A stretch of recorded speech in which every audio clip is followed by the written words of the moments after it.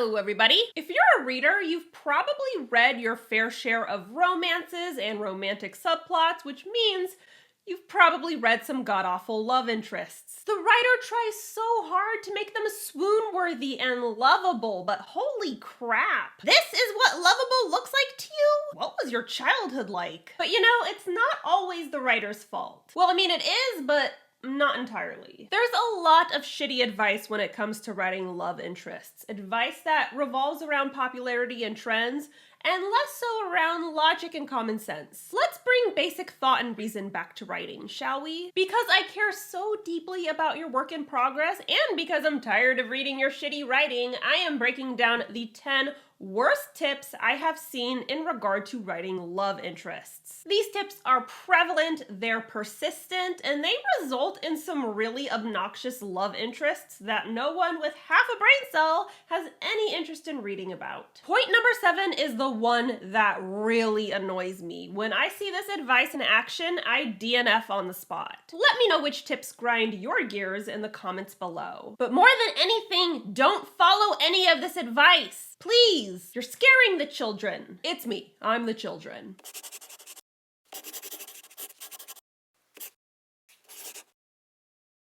Before we get started, a huge thank you to ProWritingAid for sponsoring today's video. If you've been following me for a while, you already know how much I love ProWritingAid, but since we're here, I might as well explain it to you anyway. ProWritingAid is amazing. It's not just a spell checker, it's also a grammar checker and style editor with tons of education, including reports, videos, articles, and quizzes that strengthen your writing. If you don't understand one of the editing suggestions, just click the little orange eye in the corner, and it'll give you a detailed explanation plus some videos to help you understand the why behind each suggestion. That's what's so great about ProWritingAid. It's not just going to help you edit your work, it helps you understand those mistakes and how to avoid them so you can become a better, stronger writer. One of the features I love is the summary report, which basically helps you set up an editing roadmap. It shows what parts of your writing are looking great versus what needs some work, and it gives you the highlights for each of the key reports so you know where to focus your time and energy.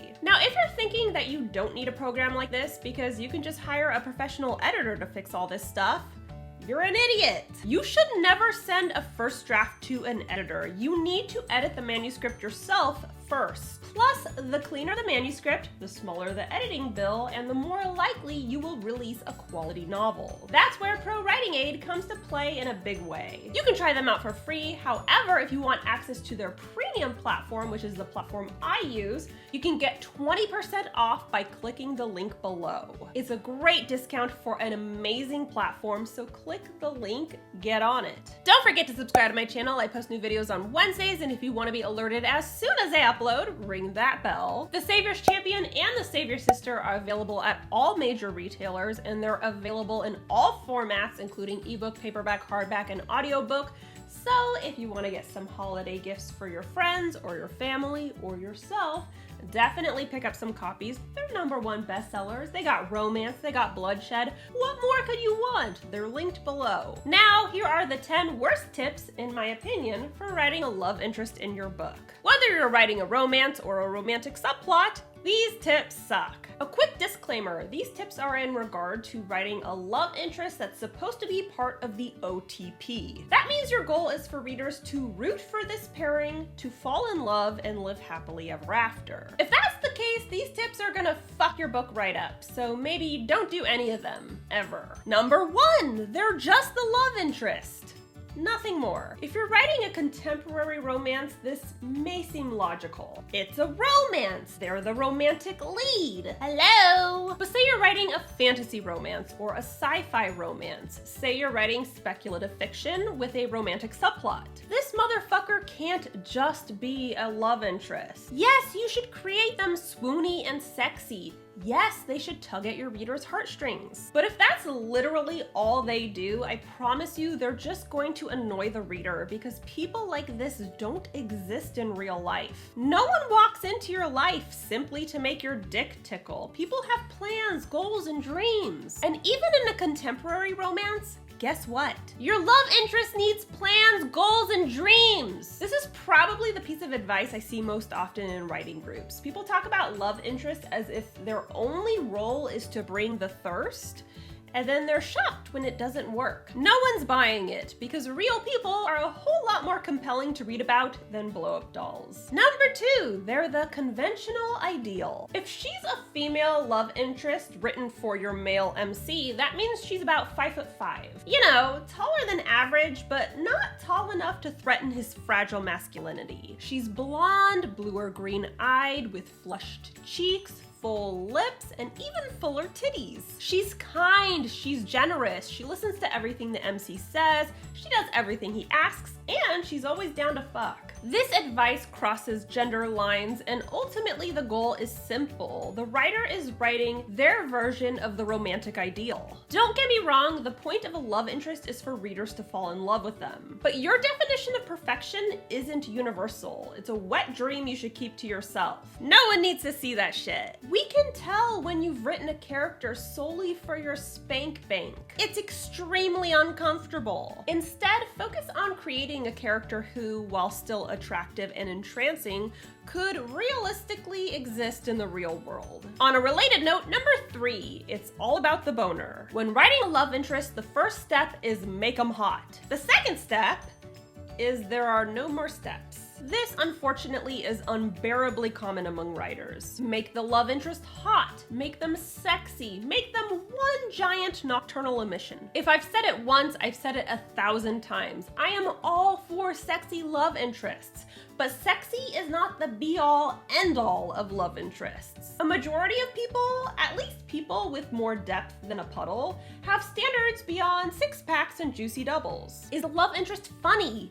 Are they kind? For God's sake, are they sentient? And remember, books are made up of words. We can't actually see this motherfucker. If all you can do is remind the reader how sexy this character is, your romance is doomed to fail. Number 4.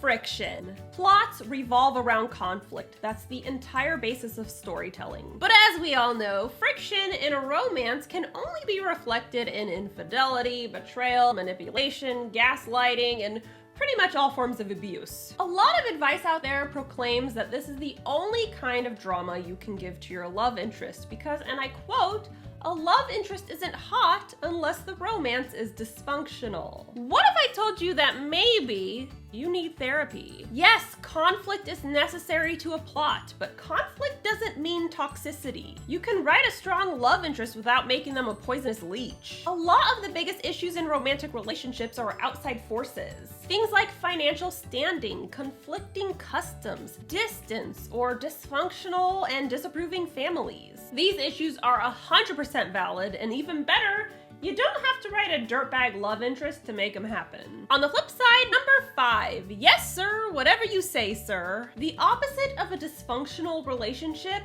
isn't a relationship with no conflict. People argue, disagree, and upset one another. This is the reality of literally all relationships, functional or otherwise. But a lot of writers assume that in order to write a healthy love interest, they need to be a bootlicker. They agree with everything the protagonist says, they follow all of their plans, they bend to their whim. This isn't a partner. It's a servant. This advice is very prevalent among writers who want to write healthy romances. And you guys know, the only romance I want to read is a healthy one. But seriously, this is not healthy. A love interest agreeing with everything their partner says, first of all, isn't realistic. And when it does happen, it's usually because the person is afraid to speak their mind, either due to insecurity or intimidation. Either your love interest isn't currently capable of maintaining a healthy romantic relationship, or your main character is a dick. Sounds super healthy to me. Number 6, make him protective. This advice comes up a lot in regard to male love interests. Whether we're talking about straight or queer romances, the male partner must be extremely protective. Honestly, it makes sense. A protective partner is both endearing and sexy. Plus, people are naturally protective of those they love. The problem is, protective is not synonymous with possessive. And when people go to write these protective love interests, That's what we get instead. He's watching his partner while they sleep. He follows them wherever they go. He gets angry when they disobey him, and he threatens anyone who comes near them. None of this is protective. It's actually really scary. Your love interest can show care and concern for their partner without being a Joe Goldberg. And if you're not sure the difference, it's time for some self-reflection. Number 7, add an evil partner. This is a trend I see among all love interests. Every gender, every subgenre, every species. She's got an evil boyfriend and the main character just has to save her from him. Doesn't she see how terrible he is? She doesn't. And that should concern you. A lot of writers recommend including this trope because 1, it causes conflict, and every story needs a conflict. 2, it gives the MC a hero moment, and 3, it juxtaposes them against the villain. But they've forgotten a very important detail. The love interest is fucking the villain. If someone is willing to fondle the genitals of a trash monster, that says a lot about their moral compass and integrity. Or lack thereof. If they're indeed blind to their partner's villainy, that says something else entirely. They're fucking stupid. I'm a huge fan of hero moments and character foils, but you can do this without painting the love interest in a negative light. Number 8. Make it a triangle. I know, the love triangle is a decades-old cliche and people are tired of talking about it. I'm tired of talking about it. But when writers claim their fictional romance is getting stale, what's the number 1 piece of advice that's given? Throw in a love triangle. We're still doing this?